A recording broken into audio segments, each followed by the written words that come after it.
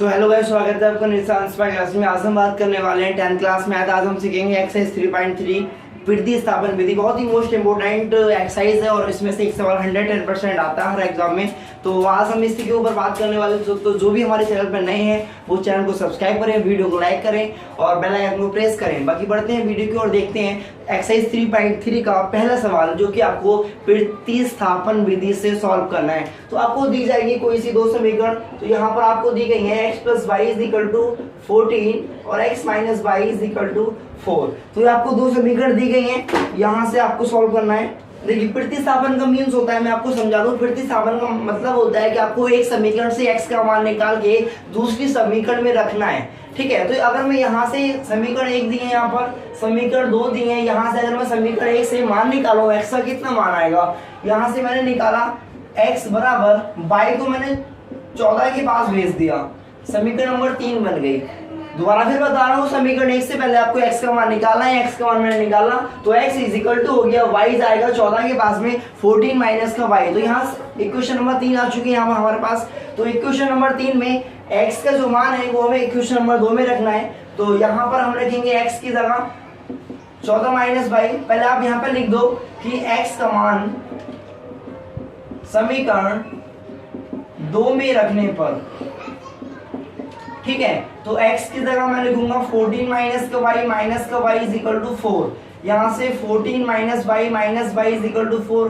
y कितना हो चुका है, 2y हो चुका है। तो 14 माइनस का 2y = 4। अगर मैं यहाँ से y का मान निकालूं, 14 कहाँ जाएगा 4 के पास, तो मैं लिखूंगा माइनस का 2y = 4 माइनस का 14, माइनस का 2y ऐसी रहेगा, 14 में से 4 जाएगा, माइनस का 10 बचेगा। माइनस से माइनस कैंसिल हो चुका है। अगर ये y के साथ में 2 है, अगर मैं यहाँ से y का मान निकालूंगा, 2 कहाँ जाएगा, उसके बटे में जाएगा। तो y = 10/2, 2 से डिवाइड करेंगे तो y का मान कितना आ चुका है, 5 आ चुका है। अगर मैं यहाँ से y का मान समीकरण नंबर 3 में रखूं तो हमें x का मान भी मिल जाएगा। तो आपको ध्यान रखना है, सबसे पहले आपको जो आपको समीकरण दी गई है 1 और 2, उन दोनों में से किसी एक को सॉल्व करके आपको x या y का मान निकालना है। फिर आपको दूसरी समीकरण में रखना है।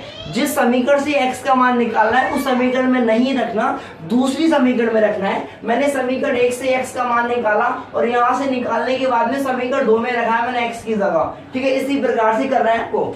अब मैं y का मान समीकरण नंबर 3 में रखूंगा। मैं लिखूंगा यहाँ पर कि y का मान समीकरण 3 में रखने पर, समीकरण 3 में रखने पर, तो x ऐसी रहेगा = 14 भी ऐसी रहेगा, माइनस y की जगह मैं क्या लिखूंगा, 5 लिखूंगा। तो x = 14 में से 5 जाए कितना बचेगा, 9 बचेगा, जो कि हमारा आंसर आ चुका है। x का मान 9 और y का मान 5 आ चुका है। तो मैं समझता हूँ आपको समझ में आ चुका होगा। अब चलिए एक सवाल और देख लेते हैं हम इसका।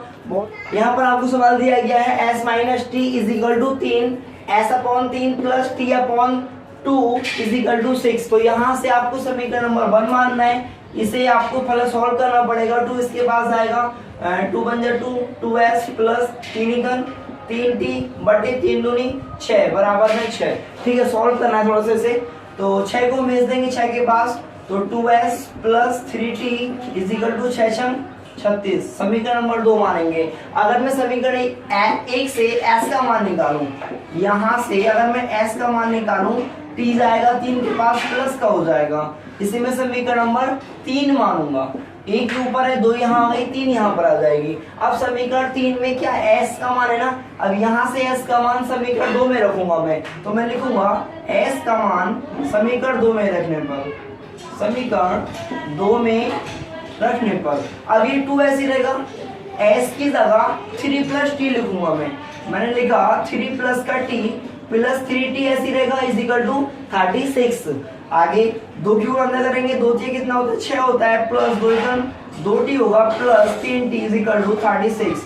यहाँ से अगर मैं सॉल्व करूं, 2t और 3t कितना होता है, 5t होता है ना। तो 5t प्लस 6 जाएगा, उस साइड जाएगा। तो जब मैं 6 को उस साइड लेके जाऊंगा, माइनस का हो जाएगा।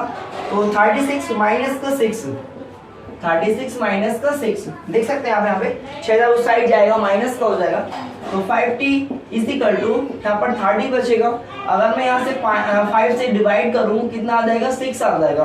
ठीक है, मान 6 आ चुका है। मैं टी का मान इक्वेशन नंबर 3 में रखूंगा। मैं लिखूंगा यहाँ पर टी का मान समीकरण 3 में रखने पर, समीकरण 3 में रखने पर तो आएगा आपका s बराबर 3 + 6।